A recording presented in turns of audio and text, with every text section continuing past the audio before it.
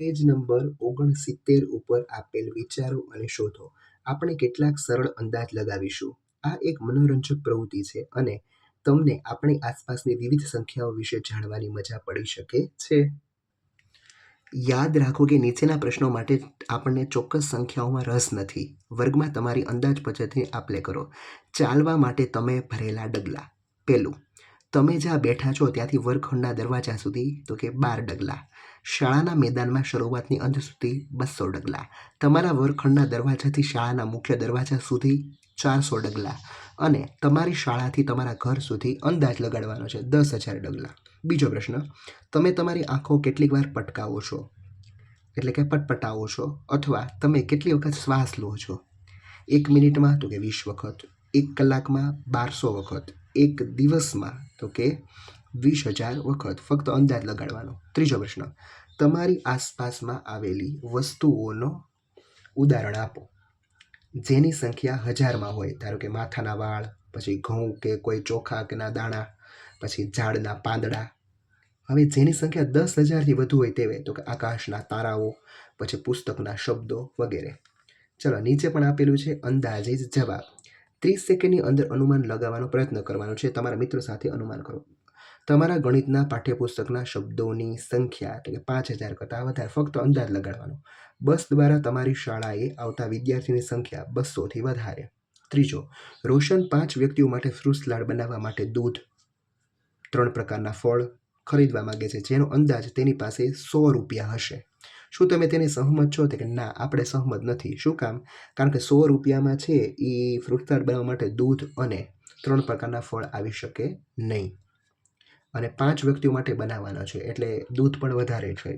એટલે અંદાજે છે એ 200 અથવા 250 રૂપિયા એની પાસે હોવા જોઈએ. પણ એની પાસે તો 100 રૂપિયાનો તો અંદાજ છે એટલે આવશે નહીં.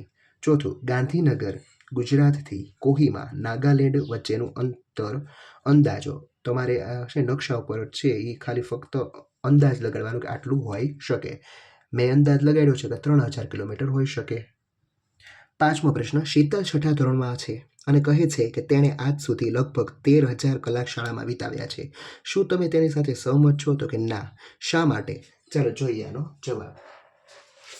ના, હું શીતલના અંદાજ સાથે સહમત નથી. કારણ કે મારા અંદાજ પ્રમાણે જો શાળાના એક વર્ષમાં કાર્ય દિવસો છે એ 220 હોય અથવા 200 હોય તો દરરોજ શાળામાં પસાર થતા કલાકો 6 કલાક હોય.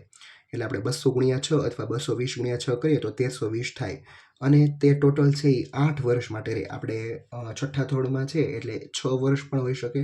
સિનિયર જુનિયર જો ત્યાં કર્યું હોય તો 8 વર્ષ આપણે ગણીએ. તો 1320 × 8 કરો ને તમે તો 10,560 કલાક જાય, જે 13,000 કરતાં ઓછા છે એટલે આપણે સહમત નથી. 6ઠ્ઠો પ્રશ્ન, પહેલાં લોકો લાંબા અંતર સુધી ચાલતા હતા કારણ કે તેમની પાસે પરિવહનનું બીજું કોઈ સાધન નહોતું. ધારો કે તમે તમારી સામાન્ય ગતિએ ચાલો છો. તમને નીચેના સ્થળોએ જવા માટે કેટલો સમય લાગશે? તમારા વર્તમાન સ્થાનથી નજીકના તમારા મનપસંદ સ્થળોમાંનું એક સુધી તો 1 કલાક. તમારા વર્તમાન સ્થાનથી કોઈ પણ પડોશી રાજ્યની રાજધાનીમાં 10થી 12 દિવસો. ભારતમાં સૌથી દક્ષિણના બિંદુથી ભારતના સૌથી ઉત્તરના બિંદુ સુધી તો લગભગ 100 દિવસો. ચાલો, તો અહીં 7મો પ્રશ્ન હજી એક આપેલો છે. કેટલાક અંદાજ કરવાના પ્રશ્નો બનાવો અને તમારા સહપાઠીને પડકાર આપો. તો આપણે પ્રશ્ન બનાવીએ. પહેલો પ્રશ્ન, તમારી ઉંમર કેટલા દિવસની છે? તો આપણે તો ઉંમર કેટલા વર્ષના છે એમ પૂછે, પણ આપણે કેટલા દિવસની એવો પ્રશ્ન બની શકે. બીજો, 1 વર્ષમાં તમે પાઠ્યપુસ્તકના કેટલા પાના વાંચી શકો? અને બીજો પ્રશ્ન, ઘરેથી શાળાએ અને શાળાથી ઘરે જવા માટે 1 મહિનામાં તમે કેટલા કિલોમીટરનું અંતર કાપો છો? આવા પ્રશ્નો આપણે બનાવ્યા. ચલો, અહીં તમારું આ સોલ્યુશન પૂરું થાય છે. Thank you.